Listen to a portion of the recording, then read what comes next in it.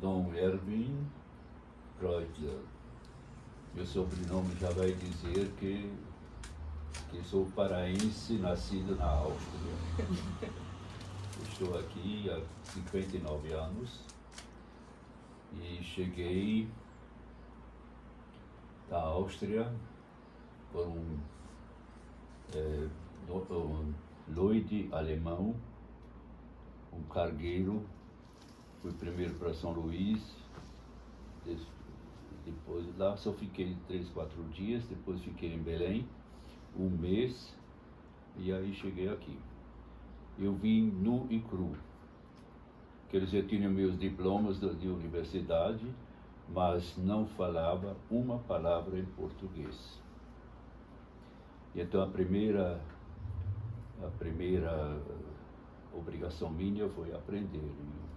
Fiquei lá em Belém um mês e tinha uma irmã que me ensinou português. Era dura, a mulher que eu tive que repetir as palavras até que ela disse, agora sim, tá correto.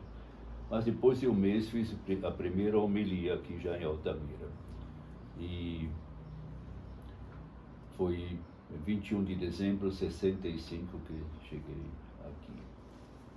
Depois, já no ano 66, me colocaram na escola, no colégio, mas no início comecei com educação religiosa, mas depois me pediram que assumisse a psicologia educacional e filosofia educacional, porque tinha o único pedagógico daquele tempo se falava aqui em toda a região.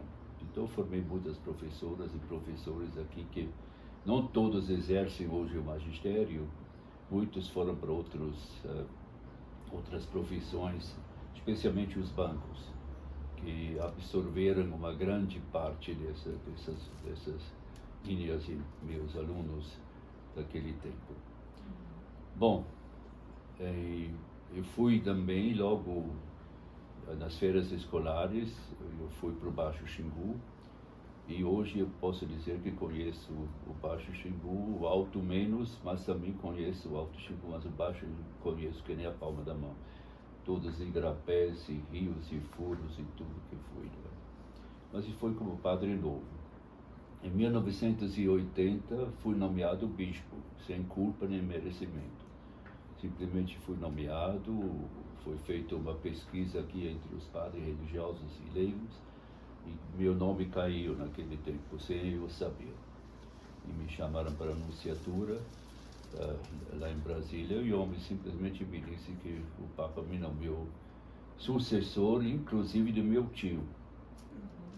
Porque tem que dizer que a minha família é austríaca, mas 2 tios meus, irmãos da minha mãe, chegaram em 1934 aqui. Um era padre e outro era, hoje iríamos dizer, um voluntário, que se comprometeu por 5 anos de trabalhar aqui, junto com o irmão dele, e só que em 1939 estourou a guerra, a Áustria desapareceu, quer dizer, foi anexada à Alemanha nazista, e ele não podia mais voltar.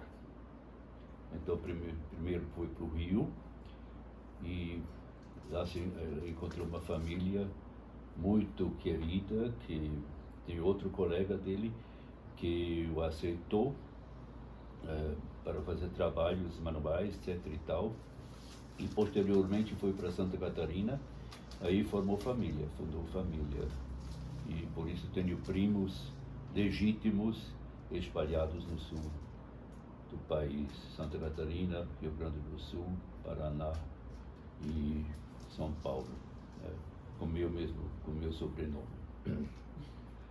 Como bispo, talvez interessa também, eu me identifiquei muito com a situação da Transamazônica, especialmente com os trabalhadores rurais. Naquele tempo eram os canavieiros, na área, na região de Medicilândia. Hoje não tem mais cana aí, mas naquele tempo era era o que plantaram lá. Tinha uma fábrica lá, Abraham Lincoln, que não funciona mais, mas isso é outra história. E esses canavieiros não receberam durante 9 meses o pagamento da safra que entregaram. Os funcionários daquela fábrica, ou daquela fábrica de açúcar, né? Como poderia chamar também não receberam os salários, aí entraram, entre aspas, em greve. Que greve foi essa? Fecharam a estrada transamazônica. E eu tinha visitado todas as comunidades no mês de fevereiro, isso foi no mês de junho, final de maio de 83. E então conheci a situação. A situação era simplesmente lastimável. O povo trabalhou no suor da testa e, no fim das contas, não receberam. Né? E claro que me solidarizei com a turma e fui lá. E só deu para mim, praticamente, né? Porque depois a polícia veio dos dois lados, 70 homens, e me prenderam. Foi detido de maneira bem violenta. Mas tinha todas toda a imprensa estava lá filmando tudo, né? Então isso foi 1º de junho de 83 e filmaram praticamente, eu não sabia de nada disso, eu não vi, né? Mas filmaram e eu só me vi outro dia nos jornais, a província do Pará e o Liberal, né? Na primeira página como foi detido, né? E manietado, diríamos. E aí o salário disso, ou a consequência disso, que percorreu o Brasil, que 10 dias depois todos os canavieiros receberam o dinheiro, receberam a safra, o pagamento da safra. Então disseram que eu era um bispo que valia ouro, porque estou dizendo isso deu para mim, porque eu apanhei, mas eu sempre digo hoje que essa humilhação, a gente tem que imaginar, você é o bispo, não é? Não tenho culpa, mas eu me solidarizo com essa turma, coitada, né? Que tinha todos os direitos de exigir, porque isso é um absurdo, né? Famílias passando fome aqui na Transamazônica, como que pode, né? E então, quando foi preso, o pessoal naturalmente gritou, e depois eu peguei o major e chamei ele de covarde, porque não respeitava nem mulheres, né? Não tinha mulher gestante, nem crianças, nem esses homens coitados, né? E ele me deu voz de prisão de novo, né? Aí a turma gritou de novo, larga ele, ele é nosso bispo, de ser nosso bispo, né? Isso me calou muito fundo, porque eu não era um bispo, eu era o bispo deles, e eles, isso para mim foi como uma segunda ordenação episcopal, foi isso. Isso só para colocar, para vocês se situarem, qual foi minha visão e minha ideia, minha visão também de bispo, né? Eu não me entendia como bispo sentado no trono e esperando o povo chegar. Eu fui em todas as comunidades, minha vida de bispo foi andar de cima para baixo, de baixo para cima. Então passei praticamente aqui na sede da prelazia daquele tempo, passei talvez 2 ou 3 meses, tudo junto. Passei mais 10 dias, mais uma semana, mais um mês, 3 a 4 meses passei aqui, o resto fiquei andando no Baixo Xingu, no Alto Xingu. Alto Xingu eu conheci São Félix em 67 com talvez 1.000 habitantes, depois desdobrou, né, em 3 municípios, hoje tudo junto tem quase 300.000 pessoas, né? Então eu também acompanhei o crescimento e o desenvolvimento do Alto Xingu, Tucumã, Urilândia do Norte e São Félix do Xingu. E, bom, em 83 fui eleito presidente do CIMI, Conselho Indigenista Missionário, que praticamente fiquei 17 anos na frente dessa entidade, uma comissão episcopal em favor da causa indígena.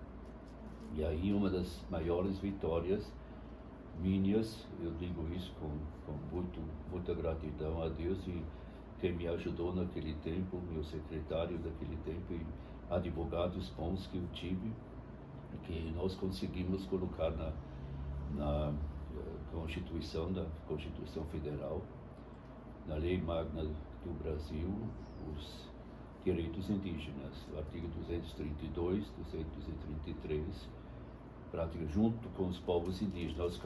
Nós ficamos sempre assim atrás, não dizemos que somos nós. Fizemos com que os índios entendessem que estamos lutando para isso e ajudássemos com auxílio, vamos dizer, de lógico, como se diz isso, né? Então, e aí também eu falei no Congresso, fui convidado várias vezes, tem até histórias aí que a gente quase não acredita como que foi, mas para mim foi, eu digo hoje, a mão de Deus estava comigo, me ensinou tudo como podia melhor me engajar e exigir realmente os direitos desses povos que nós temos aqui também no Xingu. O Xingu foi considerado antigamente como uma região muito feroz, muito violenta, por causa dos indígenas, o que também é equivocado porque os índios se defenderam. Isso é outra história, né? Os seringais, que tinha aqui tanto no Baixo Xingu como no Alto Xingu, os seringalistas moraram ou em Altamira ou em Belém, ou até no Rio. Mas os seringueiros foram para frente, para as frentes de seringalistas, e encontraram os índios. Claro que deu um choque, né? Os índios, diversos povos, naturalmente não ficaram muito felizes com a presença de brancos, e a história aqui do Xingu é muito, muito violenta, né? Nesse sentido. Pouca coisa foi escrita. Eu, talvez no Museu Goethe, eu deveria uma vez pesquisar lá, mas tem, além de alguns dados que foram colhidos por meu tio, mas, vamos dizer, livros científicos, com todas as leis e as leis acadêmicas, é pouca coisa que existe, né? Mas aqui a gente poderia até dizer, um pouco exagerado, que o Xingu, lembrando esse tempo, deveria estar tingido de sangue, né? Porque foi muito violento, né? Que foram aldeias indígenas, foram exterminadas, simplesmente, né? E os índios, claro, se defenderam. Conseguimos o contato com os Kayapó, através dos padres. Um era antropólogo, lamentavelmente escreveu em alemão. Por exemplo, tenho aqui um livro dele, que casualmente, mas é alemão, o resto também é alemão. Ele foi o primeiro, praticamente, que entrou em contato com os Assurini, outro povo. E nós temos os 3 troncos linguísticos aqui, o Macro-G, que são os Kayapó, depois Tupi é Assurini, Araueté, Paracaná, depois Aruac, o povo Arara. São os 3 troncos linguísticos, embora que entre Araueté e Assurini eles não se entendem, mas as raízes são as mesmas, né?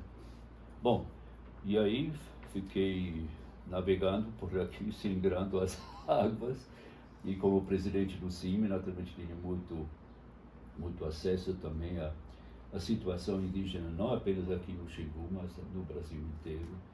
Isso para mim foi uma grande graça que eu tive, né? E em 2015, 2015, então, eu fui aposentado, quer dizer, emérito, a gente diz sem mérito ou emérito. Essa é a minha história, mais ou menos aqui situada. O nome daquele arquivo fica na Alemanha, né? É na Alemanha aquele arquivo? Eu estive? Não, o senhor falou sobre um arquivo onde teria essas fontes, esses relatos. Não, isso foi na Áustria, esse também era austríaco. Qual era o nome? Lucas, está escrito tá, aqui em o cima. nome dele, eu estou anotando. Já é falecido, O André falou alemão. Mas ele tem vários livros. Ele tem vários livros. Eu vou dar uma busca pelos Eu não autores. sei se tem. Em inglês parece que tem. Se você coloca, talvez a gente pode olhar aqui, né, se tem algumas coisas dele. Ele era. Bom, eu não concordo com a visão dele em termos de religião ou de missionariedade. Eu tenho outra ideia. Quer dizer, depois do Concílio Vaticano II, mudou um pouco, né? Você sabe disso.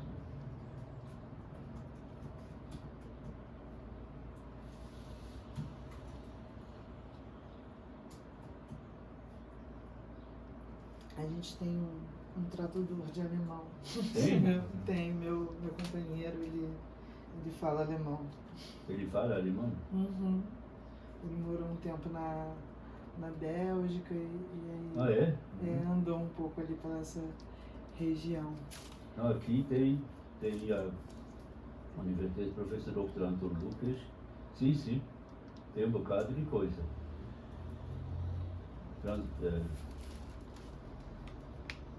Museu Nacional da Universidade Federal do Rio. Na UFRJ? Tem aqui, PDF, estou vendo aqui, pela primeira vez. Ele morreu em 2003, morreu no Peru. Mas a coleção do Lucas foi transferido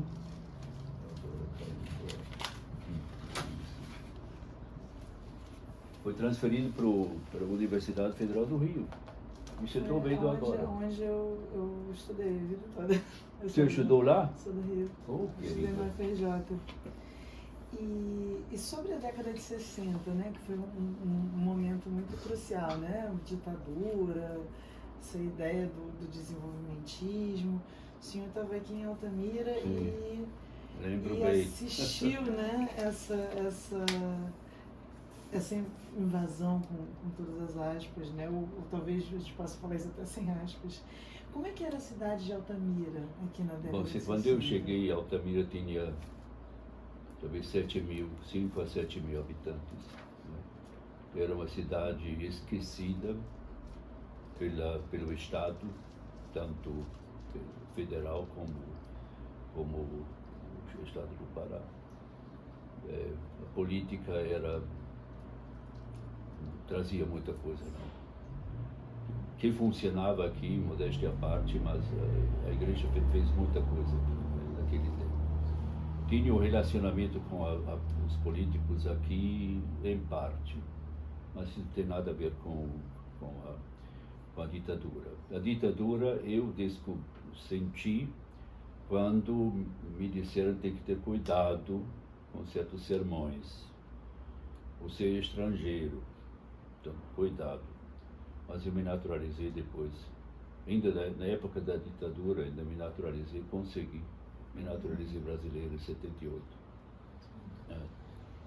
Então, exatamente por causa... não tem nada a ver com bispo isso. Eu me naturalizei exatamente para naquele tempo... Eu me senti comum daqui. Eu lutei aqui, também estive como que chamava? Bobral, que chamava, nem me lembro mais direito, alfabetização, porque o índice de analfabetos era enorme aqui. Então o prefeito também, naquele tempo, me pediu que desse a mão e fizemos. Então, nesse sentido, eu disse, meu trabalho é aqui, então me naturalizei. Aí que tive, nos anos 80, como presidente do CIMI, não podiam fazer nada contra mim, porque podiam me expulsar, podiam me tirar a cidadania, mas isso não é tão fácil assim. Mas também aqui em Altamira não teve grandes desdobramentos em Altamira mesmo. O que começou, o desdobramento maior foi a Transamazônica. Isso em 70, veio pela primeira vez o presidente da República, o Médici, Emílio Carrasco Azul Médici, e fizeram aí, não sei se você já andou aí, no chamado pau do presidente. Eu assisti aquele negócio, viu? Eu nunca me esqueço. Tinha lá um palanque onde estavam os ministros, o presidente com a esposa dele, e eu estava embaixo, no meio do povo. E depois derrubaram uma castanheira. E isso nunca me... Já fizeram aí uma área aí, derrubaram depois a castanheira levou um tombo daqueles, podem imaginar, e eles lá desvairados bateram palmas. Então eu disse, será que derrubar a rainha da selva, né, que é a castanheira, né, é sinal para, como eles queriam, os novos tempos, para a conquista deste gigantesco mundo verde. Isso estava escrito na placa de bronze, incrustado no tronco da árvore, que posteriormente foi roubado. Essa placa foi roubada e ninguém sabe nem onde. Eu tinha tudo anotado, né? Mas a placa foi embora, né? Mas depois começou, de fato, na Transamazônica, a ideia, eu não vou dizer que a ideia inicial foi totalmente errada, porque eles entenderam assim que a Transamazônica seria para o povo nordestino.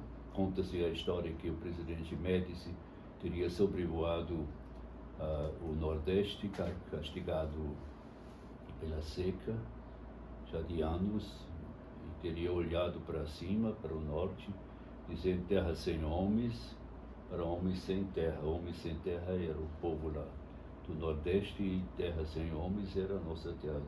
Equivocou-se. Primeiro, as mulheres não existiam para ele, não é?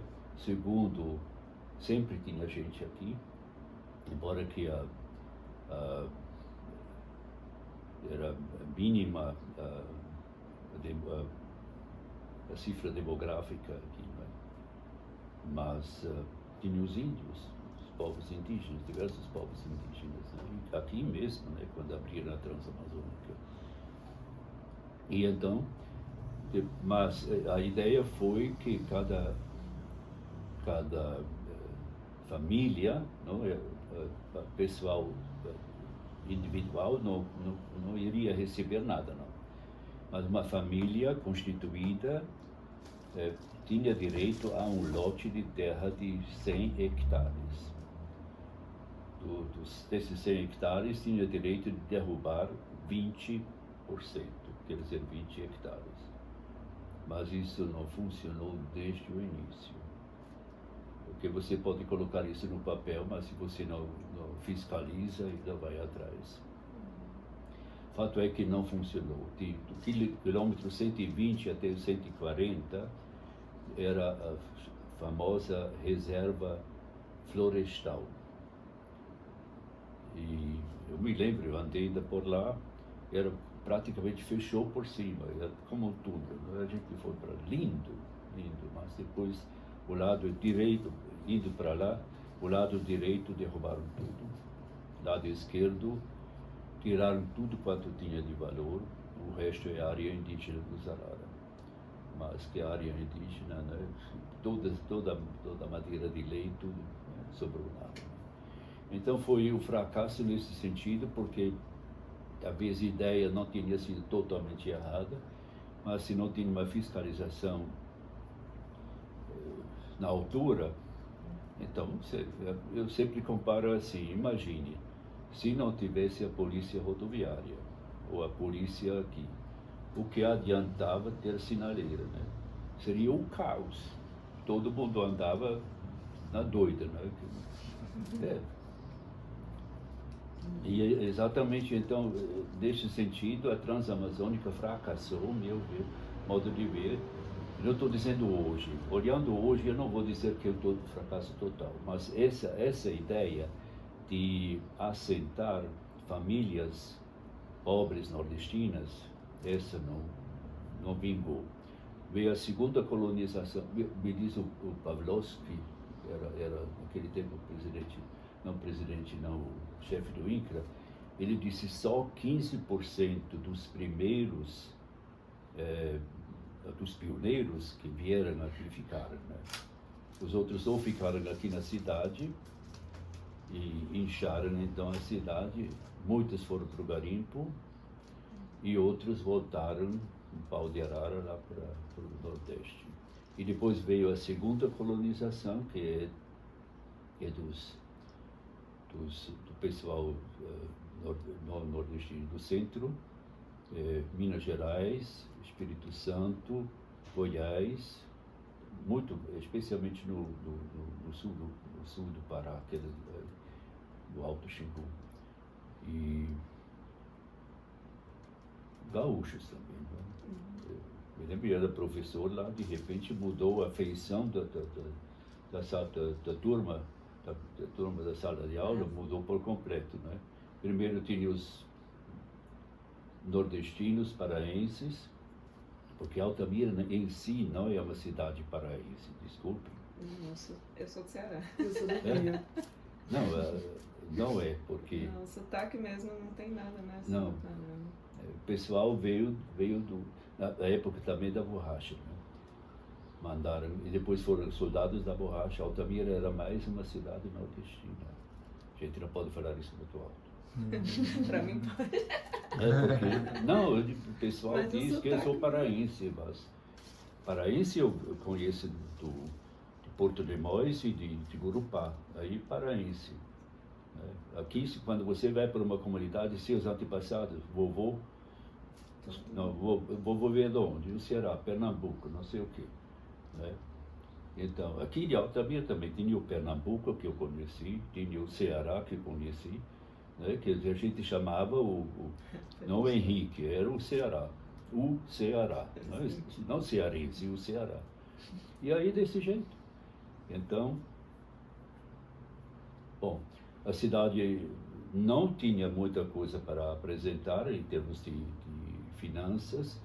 Muita gente era empregada, né? Altamira era um polo, né, na Transamazônica. Então, o povo vivia daqui, dos bancos, dos serviços públicos, prefeitura, e antes tinha uma colônia, antes da Transamazônica. Eu vou para o centro, se dizia. O centro não é... O centro era o centro da mata. Lá tinha uma roça, né? Então, vou para o centro significava eu vou para a roça. E do centro eu vou para a rua. A rua é a cidade. Até hoje, a rua, até hoje, o centro esqueceram. Não se fala mais, mas eu vou para a rua, o pessoal de Uruará aqui diz eu vou para a rua, quer dizer eu vou para Altamira. Engraçado, né? A gente tinha uma pergunta que vai bem nesse sentido, que é uma curiosidade que a gente ficou conversando sobre, né? Que seria, né, pensando antes da Transamazônica, né? A arquitetura, os personagens, saneamentos básicos, questões básicas da cidade, né? Como é que era, como a Transamazônica pode ter mudado isso com as migrações, né? Como é que essa cidade era e como ela se tornou, né? Porque eu costumo brincar que Altamira parece que para mim tem dois traumas, né? Que é o que eu escuto nas ruas. O primeiro trauma é a Transamazônica, o segundo trauma é Belo Monte, né? Parece que é uma cidade que muda duas vezes e meio que perde a sua identidade. Nem sei se sua identidade, eu acho que perde sua estabilidade. Parecia que as coisas estavam funcionando e veio uma grande obra, transformou aquilo. Sim. Gasta um tempo para eles se assentarem de novo, aí vem outra grande obra, e aí como também a gente não tem foto, não tem registro do passado, né? Como é que era a arquitetura urbana antes da Transamazônica e o que ela se tornou e como ela mudou, né, no Transamazônica? Talvez a história que mesmo vivi. O compadre meu veio no final dos anos 60 e disse para mim: meu compadre, vai chover dinheiro. Vai chover dinheiro. Um tal de INCRA vem aqui, vão fazer uma estrada que liga Altamira, Santarém e Amarabá. Ele era do correio, do telégrafo. Ele tinha que levar isso para o prefeito. Ele, como compadre, me disse, soprou isso nos meus ouvidos e disse: eu quero é ver. A situação aqui de Altamira foi mesmo alta miséria, que tinha parece que não sei se foi um padre ou um bispo, não sei, nos tempos atrás, ele teria subido aqui o forte, esse morro que tem aqui, teria olhado para Altamira e disse: Altamira nada, alta miséria. Estava no forte, forte desgraça, olhando para a Vitória, Vitória nenhuma. Então eu tinha esse complexo, esse trauma. Altamira não vai para frente. É sério, eu me lembro muito bem disso. E depois, quando veio a Transamazônica, agora sim. Só que o pessoal que tinha comércio, muitos foram para Belém. E o comércio ficou na mão de pessoas que vieram de fora. Até hoje tem uma colônia altamirense em Belém. Isso a gente não pode esquecer. Os antigos comércios que estavam nas mãos, vamos dizer, dos nordestinos, dos paraenses do Nordeste, porque chegando aqui os filhos eram paraenses pela geografia, não pela ascendência, né? Mas pela geografia, eles foram para Belém, ou foram em outros cantos. E o progresso daquele tempo, sonhado progresso, né? Daquele tempo, para Altamira aumentou, mas nem tanto como se idealizava ou se sonhava, né? A mesma coisa se repetia com Belo Monte, né? O sonho foi exatamente o mesmo. Quando falaram que a barragem vai sair, eu fui muito criticado. Não criticado, até ameaçado. Eu andei com 2 policiais desde 2006 até 2003, não, 2021.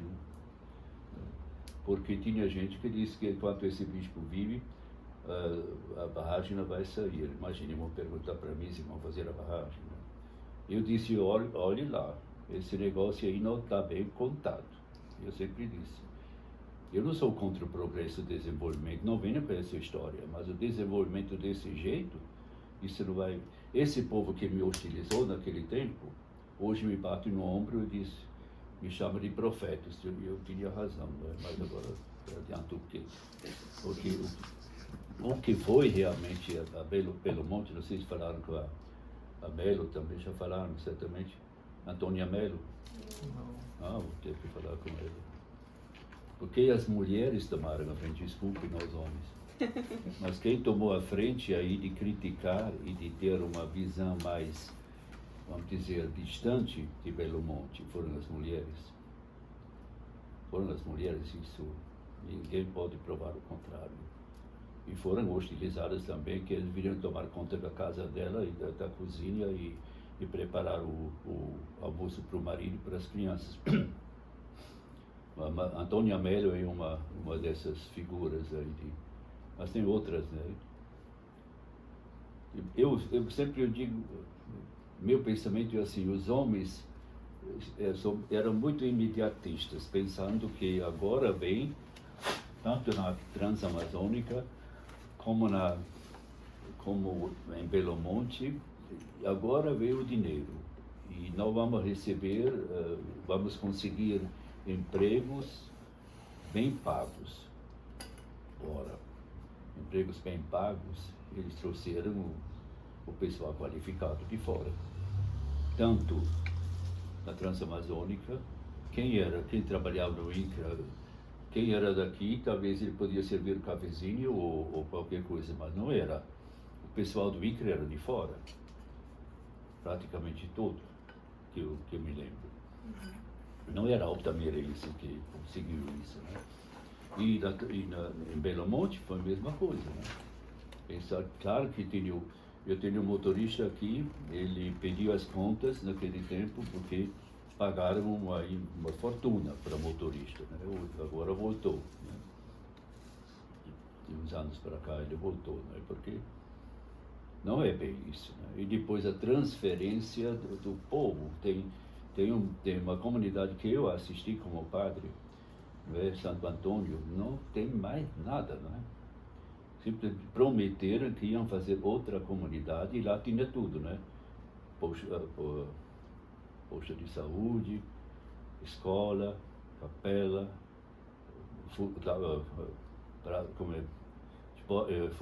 campo de futebol e até cemitério, né? Tinha tudo lá. Tiraram tudo, prometendo uma outra vila do mesmo jeito em outro canto até hoje.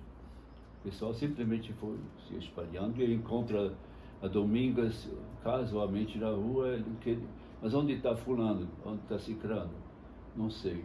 Quer dizer, compadres e pessoal assim, sabe como é uma vila, né? Todo mundo se conhece, né? Sabe que esse é o filho da dona menina e outra, e a gente sabe pelo nome, pelo apelido, tem comércio, tem barbeiro aí para colocar sua fofoca em dia, né? Claro, tudo isso tinha, né? Então, de repente você destrói. Esse povo cada um para o seu canto. É horrível. E depois, já que estou falando disso, né? Os RUCs, como foram construídos. Ora, o nosso povo aqui é muito hospitaleiro. Isso é uma virtude que é dificilmente encontrar em outros países, do jeito como esse povo é hospitaleiro. Eu posso provar, porque onde eu cheguei, quer estar a rede aqui ou acolá, você que manda, né? Agora fazem casas de cimento, que não pode nem colocar uma escápula para a rede, porque o cimento... E depois cabe para um casal e 2 ou 3, não sei, filhos. Ora, se a sogra ou a mãe de um dos cônjuges vem de outra parte, não vai poder ficar aí. Isso é um golpe no coração de um casal. Quando teu pai chega, ele mora em Porto de Mós e vai se tratar aqui, não pode ficar lá porque não tem lugar. Olha, nós temos agora um tal de refúgio para esse povo, que não pode, que o pessoal vem de fora, vem de outro canto, mas não pode ficar na casa da filha porque simplesmente não tem lugar, não tem onde atar a rede. E não tem mais rede, né? O pessoal não dorme mais de rede. É triste isso. Porque esse povo, né, que prepararam isso, esses idealizadores, essa coisa de cultura do local, não tinham a mínima ideia. E não perguntaram, porque aqui ninguém foi ouvido. Isso para mim é a grande lástima em todo esse projeto transamazônico, que não vou dizer. Mas o Belo Monte, que o povo fosse ouvido, ou o povo podia dizer, fizeram algumas, como que chamavam? Não audiência. Mas aí chamaram o povo lá para dentro de um ginásio de esporte, né? E vestiram já, os que estavam a favor, vestiram a camisa, parecia o campo de futebol, né? Fla-Flu, né? Desse jeito. E aí, claro, nós queremos Belo Monte, né? Os outros gritaram, não. Então, mas não se explicou. Depois deveriam falar com os índios. Para você falar com os índios, tu tem que dominar a língua. Você fala português, mas não tanto, né? Quer dizer, se você quer explicar para um caiapó o que vai acontecer, você vai ter que falar com ele na língua dele, mesmo que não fale tão bem quanto ele. mas não tinha nada disso, nada. Oitivas chamavam, parece. Oitiva. E colocaram, eu participei de uma vez, colocaram um mapa enorme, mas nem eu entendi o que queriam dizer, porque imagine num linguajar científico, explicando para o povo simples aqui da roça, que eu tenho universidade, mas eu não entendi tudo que ele estava falando. Depois me perguntaram o que ele disse. Alguma coisa poderia explicar, mas outra também não é do meu ramo. Eu tenho filosofia, mas isso não era filosofia.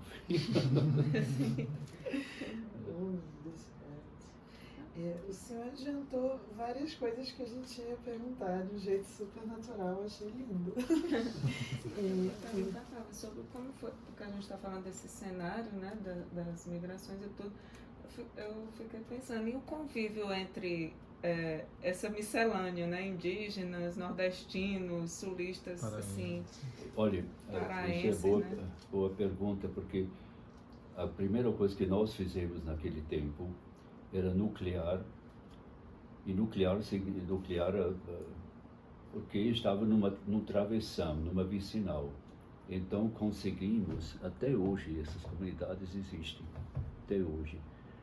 E essas comunidades, claro que tinha a comunidade, vamos chamar religiosa, comunidade eclesial de base.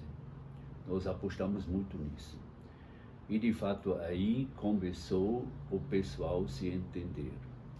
Porque tem uma vila aqui, uma agrovila piauiense, né? Mas não era só o pessoal do Piauí que tinha lá, né? Então lá no encontro, não era sempre missa, eles mesmos se encontraram. E tem histórias lindas aí, né? Que Antônio Duro, estou me lembrando, Duro, não tem nada de dureza, o avô dele se chamava Duruteu, ele me disse. Ele disse, nós estamos aqui, sozinhos neste mundo, eu ouvi falar que em outro canto o povo se reúne. Tomou a iniciativa, chamou a família que estava a 500 metros e outros santos e tomamos-nos. A mulher sabia ler, ele não. Então começaram, vamos nos reunir à boca da noite, rezaram, tomaram café, colocaram fofoca em dia, aquilo que o povo faz, né?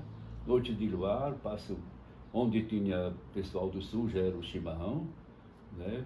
E onde o pessoal daqui mesmo do Nordeste, etc e tal, era o café, isso não faltava. Então, de repente, né? E tinha gente que veio aqui, padre, o senhor não poderia ir lá uma vez para rezar uma missa? Vocês têm comunidade lá? Sim, temos, estamos nos reunidos já faz meses. Claro que vamos lá, né? Então você encontrou esse povo simples e de repente, eu no início sempre perguntei, vamos ver de onde nós somos, né? Então, comecei pelo Maranhão, fui baixando Ceará e levantar palmas para... Tinha comunidades que era o espelho do Brasil, comunidades que tinha, já na segunda colonização, que tinha branco lá do sul, e tinha o negro lá da Bahia, e tinha o maranhense, não falta, né? E por aí vai, né? Então, mas eles então se entenderam através dessa comunidade eclesial de base. Isso foi essa época de... Talvez é interessante estudar também a grande, para mim foi uma das assembleias pioneiras para toda a Amazônia, 1972, em Santarém. Quando os bispos de toda a Amazônia, eram naquele tempo era menos que hoje, mas se reuniram e as diretrizes foram a encarnação na realidade do povo, vírgula, na simplicidade. Ora, para a igreja daquele tempo, falar na simplicidade, você tem que calçar botas para atravessar o igarapé, né? Ou tem que... Então, quer dizer, a igreja tinha que descer, isso foi a ideia, né? Encarnar Eu chego lá, ato minha rede, eu como daquilo que o povo come. Aquela vizinhança, na simplicidade, eu vou te perguntar o que tu acha dessa nossa convivência, ou da nossa política, ou sei lá, seja lá. Surgiu do sindicato, surgiu política, e por aí vai, não é? Essa era a primeira diretriz. A segunda diretriz era a libertação. Nós queremos anunciar o evangelho libertador, não é o evangelho de verniz, que se passa por cima, o evangelho simplesmente para consolar esse povo que está apanhando, mas vocês vão ter um futuro quando vocês morrem aí, vão para o céu direto. E não era isso, né? Então, quer dizer, libertador, a igreja se entendia como numa perspectiva talvez profética, nós vamos mudar o povo, também um pouco na linha de Paulo Freire, não é? A partir daquilo que o povo sabe, conhece de perto, né? Isso. E depois tinha quatro prioridades. Uma era a primeira era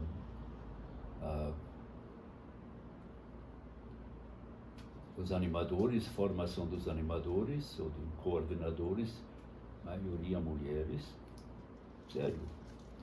A segunda foi as comunidades cristãs de base, chamavam naquele tempo comunidades eclesiais de base, pastoral indígena, quer dizer, deveria ser indigenista, porque indígena é dos índios, indigenista é nosso, e depois grandes projetos do governo, inclusive naquele tempo a Transamazônica e Perimetral Norte. Então, essa assembleia dos bispos foi, por assim dizer, foi uma virada copernicana, quer dizer, mudou todo tipo de... Depois voltou os velhos trilhos, infelizmente. Onde tem gente, tem isso.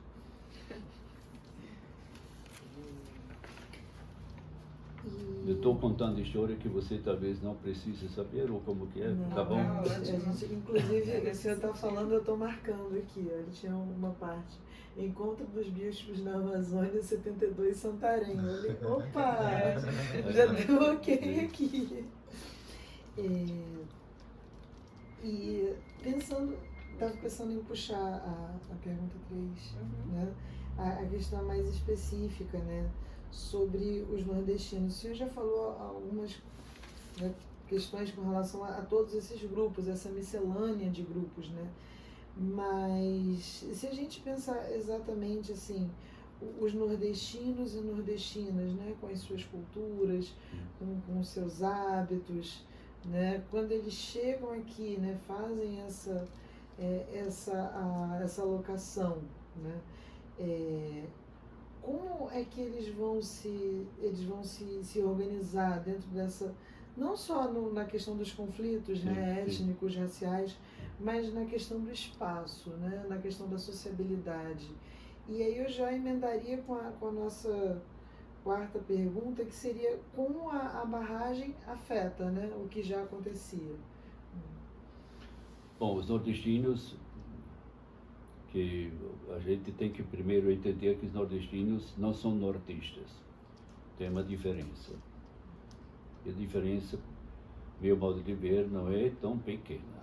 Isso não significa que é melhor ou pior, mas a cultura nordestina e a cultura do pessoal do norte tem uma diferença bastante grande. Agora, esse amalgamento, como que você poderia dizer? Não foi fácil, não, porque o pessoal naturalmente dizia, na minha terra foi assim, no meu Ceará. Quantas vezes eu vi isso, no meu Ceará? Claro que cearense é. E depois no meu Piauí, no meu Maranhão. Né? Então, para eles, só na segunda geração, ou na primeira, quer dizer, dos que vieram era o meu Ceará, no meu Ceará foi isso. Os filhos já nasceram aqui, aí já não tinha meu Ceará. O pai disse, você tem que ir para Fortaleza para conhecer. Então, o menino não se interessava por Fortaleza, porque interessava mais a capital, ele aprendeu na escola, a capital é Belém, não é Fortaleza. Fortaleza é Ceará, é longe, né? Mas também, isso, acho que essa é questão de geração. Também Altamira, né? Eu tive aqui um rapaz que trabalhou conosco, ele juntava o dinheirinho dele, ele não foi mal pago, mas ele sempre juntava o dinheirinho dele para passar um mês no dele, Ceará, né? E foi, depois trouxe essas garrafas com desenhos e tudo isso. Também na comida, né? Mas no início também era duro, porque eu não sei, eu nunca vivi no Nordeste, andei por lá, mas não vivi lá. Mas aqui tinha pragas, pium. Pium foi no início, quando esse povo chegou, olha, isso foi uma praga que não dava mais nem para xingar. Horrível, né? Eu vi que foi o que mais espantou os imigrantes, foram os mosquitos. Mosquito. Mas essa praga, mosquito que chamam de suvela, não sei o que, pernilongo, em outro canto que é carapanã, mas tinha o pium era o pior. Eu ganhei bofetadas, que uma mulher estava na minha frente e eu falando com ela, de repente ela fez assim, matou o pium, eu agradeci. Porque ele faz uma anestesia, dá uma anestesia, depois ele faz serviço e de repente... Ah, é tipo um potó. Eu voltei com febre. Como que chama? No Ceará chama potó. Eu fui aos Curuá e voltei com febre. Isso porque eu fui Não, picada e tem na gente mão, que... não dava pé. Homem veio comigo e disse, olha, eu fiquei, é pecado, eu fiquei quase desesperado por causa do pium. Não é pecado não, pode xingar à vontade. Mas eles ficaram de manga comprida até aqui, e tudo fechado aqui, né? E ainda achavam um lugar para tomar picada. Tem um padre que estava de chinelo, estava ouvindo confissão da turma lá, dos crismandos e por aí vai. Ele veio com os dedos do pé desse jeito. Tudo inchado, quase não. Hoje quase não tem mais, né? Que? Tem chão, mas não tanto quanto. Por exemplo, eu vou agora sábado para o 27 aqui. Vou para uma comunidade, né? Eu me lembro do 27 com horror, porque lá eu sofri mesmo. Mas hoje não tem. Eu acho que por conta da mata, não é? Quanto mais mata, né? Sim. Eu voltei com febre. Voltou com febre? Voltei com febre dos Curuáia. Bom, eu estava lá em cima do Iriri.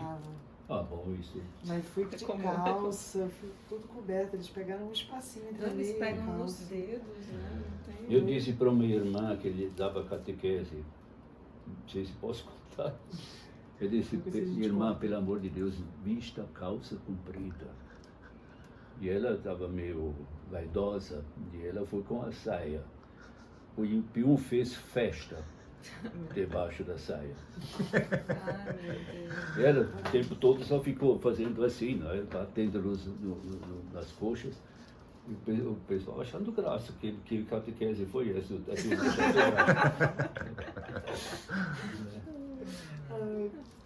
Agora, essa questão dos nordestinos, a gente também... Não sei responder. Não, sim. É porque a gente perguntou também, porque tem essa questão que a gente leu sobre isso, porque vieram tanto os nordestinos quanto os sulistas, né? Aí tem um artigo que a gente estava lendo, que fala assim, porque tem muito uma crítica a essa vinda dos nordestinos, porque dizem que informam que os sulistas progrediram mais, tem toda uma crítica em torno disso. Aí era só sobre isso, assim. Sim, mas eu não condeno os nordestinos. Os nordestinos não tinham as condições que se prometeu. Sim. Isso com absoluta certeza. Esse negócio de dizer nordestino era preguiçoso, não tinha jeito, só o sulista que conseguiu. Eu sei como sofreram, porque não tinha transporte. Eu vi gente na beira da estrada, esperando hora, com uma criança doente. E depois colocaram esses nordestinos numa terra distante da Agrovila, 30 quilômetros. De dia era pium e mosquito, de noite mosquito e esturra da onça. O fedor da onça perto de casa. Eles sofreram, os nordestinos sofreram aqui. E muitos foram embora por causa disso, porque não receberam assistência. Tinha gente que, com dor de dente, quase que cometeu suicídio, porque estava no fundo desses travessões e não tinha transporte e nada.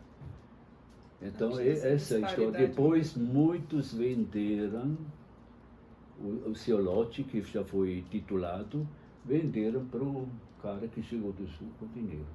Em vez do Estado ter dado assistência na altura, assistência médica educacional, não tinha escola, não tinha posto médico, não tinha dentista, não tinha nada, transporte para cá, daqui a 200 quilômetros, pelo amor de Deus. Agora dizer que eles não fizeram, que os sulistas fizeram, isso foi toda uma... Eu não sei que trama foi por trás disso. Se isso foi voluntário ou projetado, ou não sei o que isso, não sei. Mas quando alguém me diz que os nordestinos não vingaram aqui, eu me lembro daquele tempo, viu? Tem todo um discurso do jornal, da mídia, tem todo um discurso da mídia em torno dessa questão do... Mas eu acho que esse povo que não estava aqui, que está escrevendo, não viu isso. E para além desse discurso acadêmico, midiático, tem algumas coisas que a gente vem de fora e fica observando, né? E a gente até colocou aqui, e eu estava esquecendo, era com relação à ascensão social, né? Porque muitas vezes a gente olha, por exemplo, o mercadinho, aí quando você passa a nota tem lá o seu nome e sobrenome, aí você vai no cartório, tem lá também o mesmo nome e sobrenome que está no mercadinho, está no cartório, está na loja de construção. E a gente vai conversar com a pessoa que é dona do mercadinho, né? E você descobre que ela veio na década de 70, Sim. Que enfrentou problemas com a falta de luz, com mosquito, né? Teve criança pequena aqui, e assim, tentando viver realmente a vida. Exatamente. Em alguns a gente vê uma ascensão social boa. Uhum. Em outros, né, algumas coisas que eu estou também conversando sobre os removidos dos baixões, a gente vê esses nordestinos nos dois lugares, né? Como o senhor, na sua leitura, na sua experiência, entende que pode ter acontecido em cada uma dessas trajetórias para elas serem tão diferentes uma das outras? É uma boa pergunta agora. Solução, acho que não tem uma resposta única. Muitas vezes são laços familiares. Vamos dizer, a comadre teve crianças, veio para Altamira porque lá não tinha escola.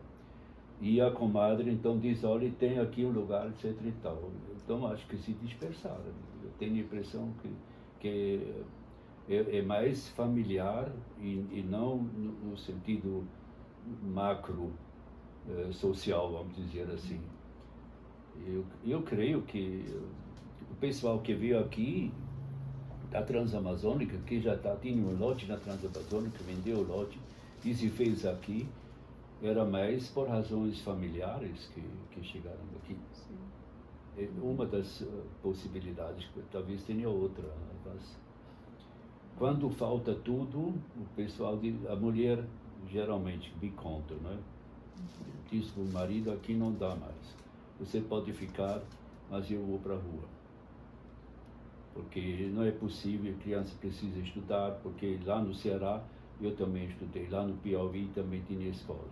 Eu sei ler, tu não sabes. Né? Então eu quero que os filhos, então a mulher veio para cá. Muito depois, quando melhorou um pouco, o marido vendeu e chegou aqui também e se empregou. Muitas vezes foi assim. É uma das respostas. Certamente tem outras, que elas mesmas podem dizer. Sim. Às vezes eu já fiquei pensando em arranjos familiares que possibilitem esse discurso. Olha, o compadrio no Nordeste, isso também, bom, eu estou dizendo que é nordestino, que não é, isso é difícil, porque os descendentes de nordestinos, a rigor, também são nordestinos, né? Esse negócio de geografia uma menina de olhos azuis e cabelo loiro nasceu aqui em Altamira, é paraense da Gema, não vai me dizer isso, né? Mas dizem, né? Mas o compadrio, e também às vezes tem um tio que é vereador, então ele olha para a família, ou chega até a ser deputado. O próprio sindicato ajudou, porque o sindicato, naquela época dos pelegos, não sei se vocês lembram, porque quem não era sindicalizado era pelego, né? Hoje ninguém mais fala disso. Mas interessante foi isso. E então, formaram um sindicato e, logicamente, a camisa está mais próxima da pele do que a capa, né? Então, o primeiro que é favorecido, logicamente, é o familiar. Isso é no mundo inteiro. Não vai me dizer que o pai de família, uma mãe de família, não vai olhar para os filhos e vai primeiro olhar para... Sim. Sobre pais sindicatos, porque eu não São tenho... sindicatos trabalhadores rurais. Aí também tem um detalhe, né? As mulheres não ficaram satisfeitas com esses sindicatos, porque não, na ideia delas, não fizeram aquilo que deveriam fazer e fundaram a Comissão das Mulheres do Campo e da Cidade. Isso em que ano, mais ou menos? Como é? Isso mais ou menos em que anos? Isso foi... Aí vocês vão falar com nos anos 90, parece que foi isso. Mas falam lá com a comadre Melo. Onde a gente encontra a madre Antônia Melo? Comadre. Comadre. Comadre, Onde a gente comadre. consegue encontrar ela? Né? Comadre Melo. Ela, inclusive, ela nasceu no Piripiri, Piauí. A família dela veio para cá, tem filhos no Nordeste. É a típica nordestina, que nasceu lá e virou altamirense, da Gema, né? Quer dizer, aquela lutadora que até hoje já tem 74 anos. Onde a gente pode encontrar ela? Xingu Vivo para Sempre. Naquela... Você já conhece Altamira, mais ou menos? Na esquina com a 7 de setembro, com a... Olha, estou tanto tempo aqui, mas a geografia para mim é sempre Essa parte central mas eu acho que eu posso dar... Deixa eu ver.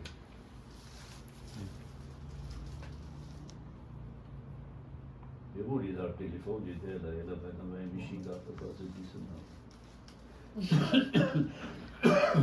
Deixa eu ver. Antônia Melo. Eu estou anotando tudo que eu sei.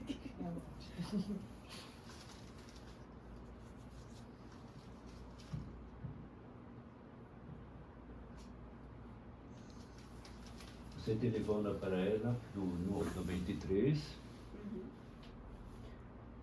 Acho que tem 29 agora aqui. É. Então, 99135 1505.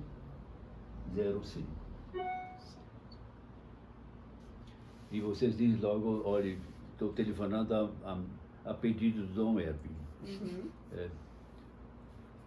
Porque eu sei que ela dá muitas explicações que eu não sei, sobre as mulheres e o que fizeram. Xingu Vivo para Sempre também é interessante para vocês. Eu sempre favoreci, sempre participei. Mas são fundadoras, de modo geral. Eu não sei se tem isso a ver com a psicologia da mulher, eu acho que... Não, eu acho que a mulher, psicologicamente, ou pelo jeito de ser mulher, ela intui muito mais coisas, pensa nos filhos. O homem é imediatista, eu tenho que cair aqui. Tu talvez não, mas eu vi muitos homens desse jeito. É. A visão é mais... A visão é mais... Não, eu só sei que aqui em Altamira, à frente dos protestos, das campanhas contra as mulheres. No Escuruaia, o cacique falou, quem sai para fazer política são as mulheres, porque a gente tem que ficar aqui na roça. Aí eu parei para pensar que muitas lideranças indígenas mais recentes, né, nos anos 80, 90, a gente tem ali o Krenak, né, Sim. alguns mais homens, mas agora as lideranças indígenas Sim. são maioria feminina. Quem está né? no Congresso agora? São mulheres. Cadê o Mário Juruna? Onde ficou? Morreu. Mas agora tem mulheres aí e são daquele jeito, viu? Quando pega o microfone, sai de frente. Eu acho que a gente já tem muitas coisas, já falamos bastante. Sim. Você quer? O senhor teve uma vivência, né, com a irmã Dorothy, né? A gente Sim. até na sua aula magna a gente ouviu e tal. E assim, não tem necessariamente a ver com os nossos projetos, né? Mas talvez o senhor pudesse falar um pouquinho, né, do que possa ajudar a gente nessa construção da memória desse lugar, né? Pensando a Dorothy chegou em 1982 aqui.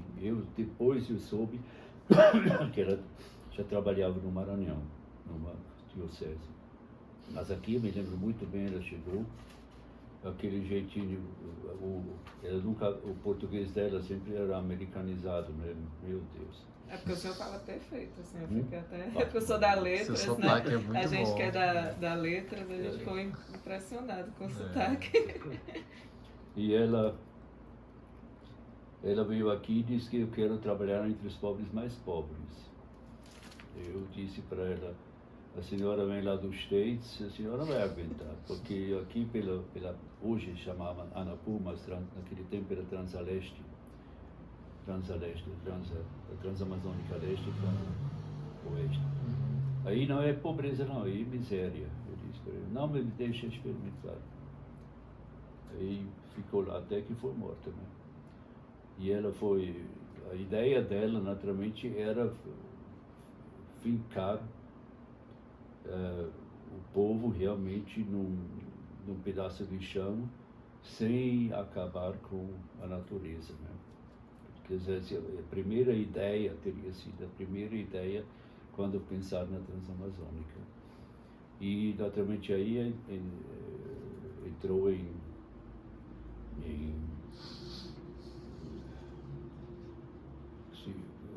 vamos dizer, uma oposição ferrenha com os fazendeiros, né?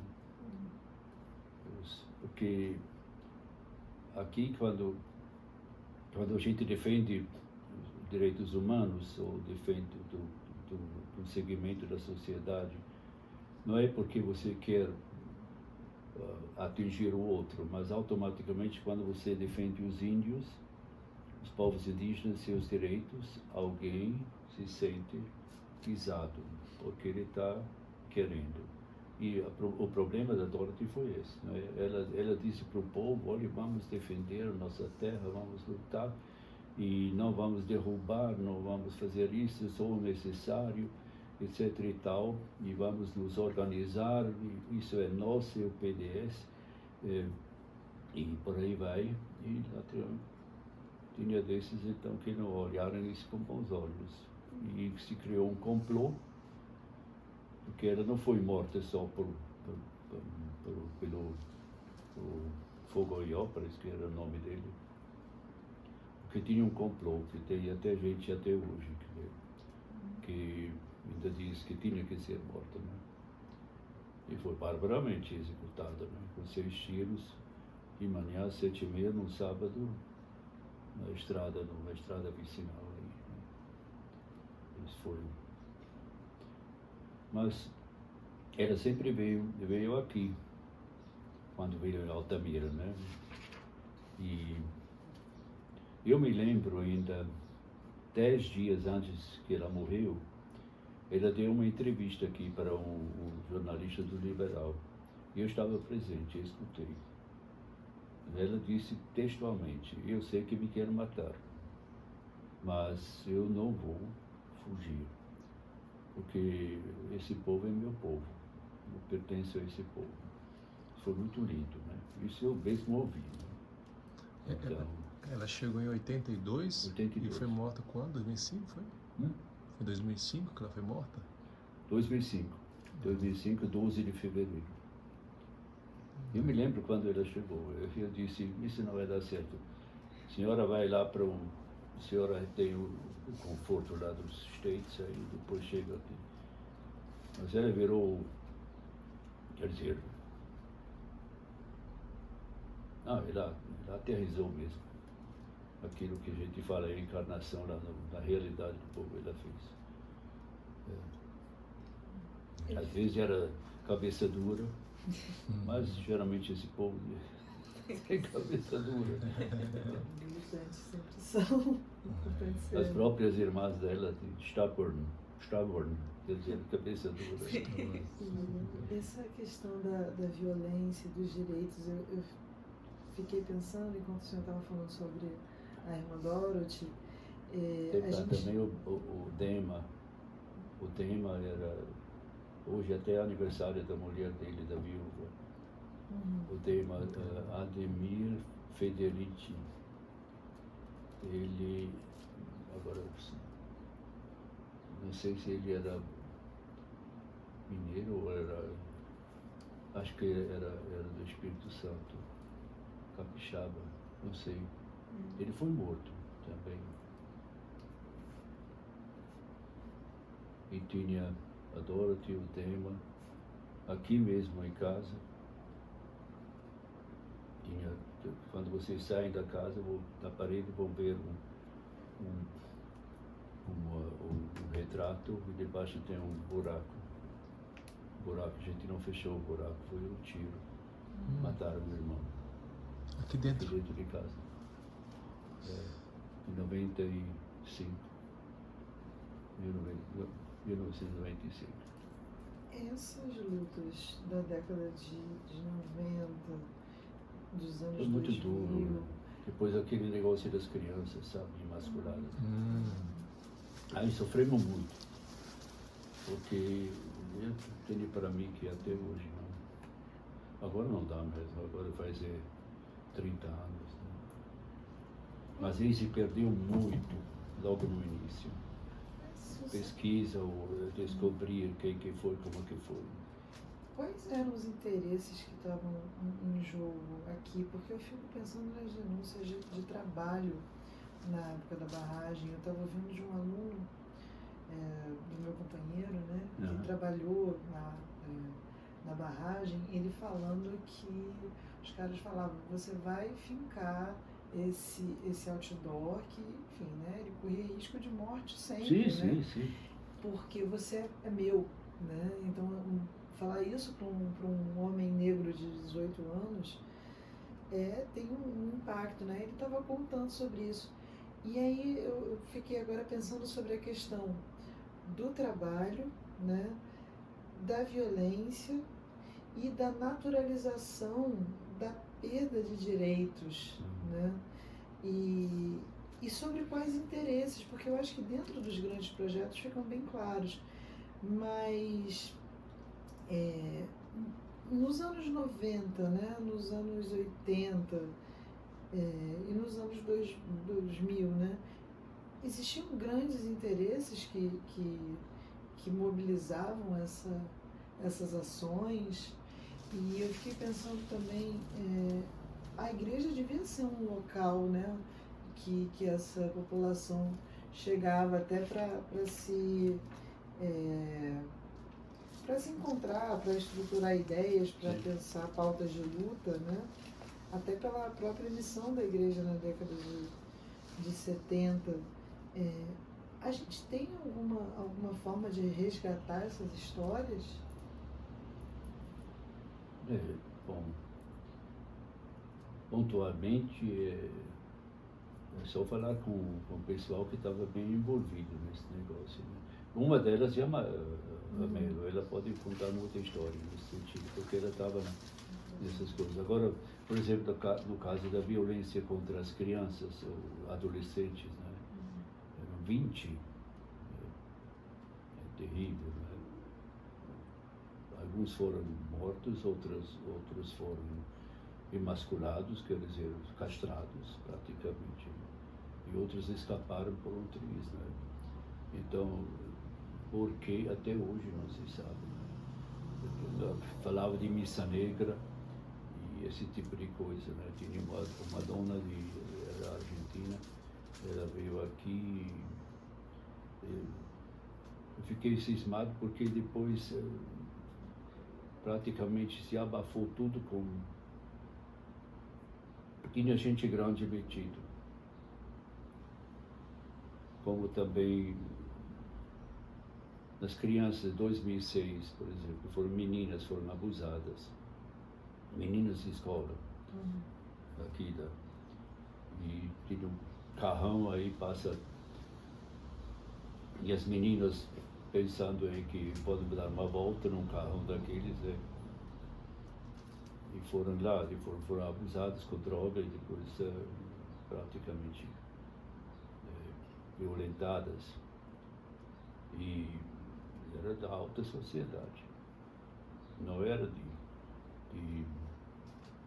um cara seria um bandido qualquer, era da alta sociedade. E depois aí que também quando a gente começou, eu me lembro muito bem, eu dei o depoimento porque as mulheres vieram aqui e me contaram toda a história. Eu fiquei horrorizado com o que fizeram com essas meninas. Não sei onde ficaram, né? Então esse tipo de desaparece depois.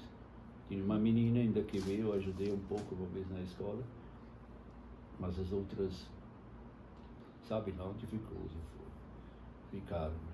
E nada aconteceu. Eu fui para a delegacia da mulher e denunciei o que eu sabia, e logo depois parece que souberam que eu estava dando depoimento lá na delegacia da mulher, e aqui nas quatro televisões, né, canais de televisão me esperando lá fora, e naturalmente abriu o verbo, dizendo esses caras não são homens não, são monstros, né, fazer uma coisa dessa. A partir de então, naturalmente, claro que tu faz uma coisa dessa, corre risco, né?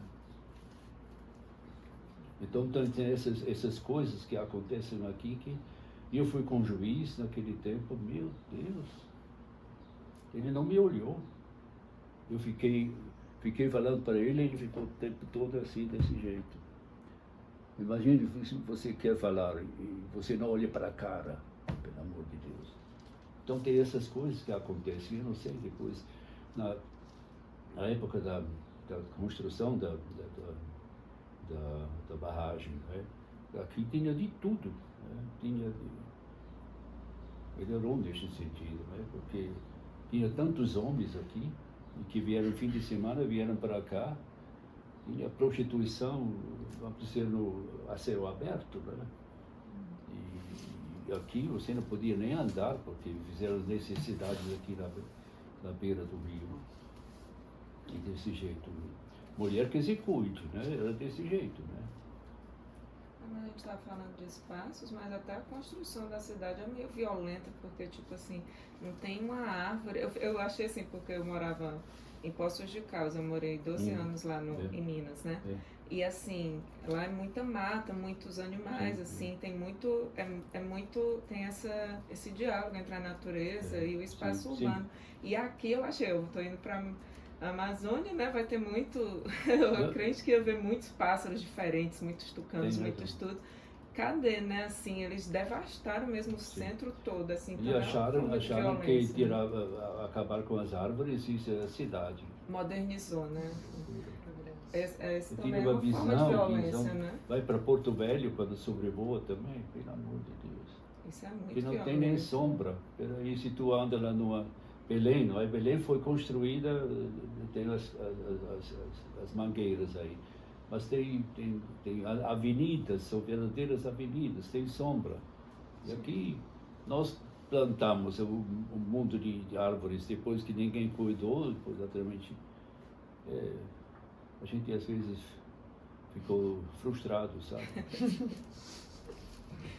Não, mas é exatamente quanto a natureza não sei, bom, a cidade violenta, eu me lembro dos anos 60, início de 70, Altamira tinha algum crime passional, isso sempre, mas aconteceu em outras cidades também, não é? Que o cara pegou a mulher do outro e depois o outro se vingou e matou ele, né? Mas essa criminalidade que Altamira ficou como primeira no ranking da criminalidade da cidade, Altamira ficou em primeiro lugar. Isso também, meu Deus. Também trouxeram, tem coisa absurda, né? Que a gente viu, depois a gente nem lembra mais, mas quando alguém pergunta, lembra, né? Que trouxeram mulheres de fora, né? Mulheres, imagina, 16 anos. Depois ficaram lá, tinha um bordel, uma casa de prostituição, né? De meninas, 15, 16 anos, vieram da onde? Vieram de fora. Eu me lembro de uma vez depois a polícia pegou e despacharam eles por avião, né? Eu falei com ela fugiu de casa, no Paraná. No Paraná, fugia de casa no Paraná, porque teve um atrito com os pais e virou prostituta para sobreviver e chegou, caiu aqui, em Altamira.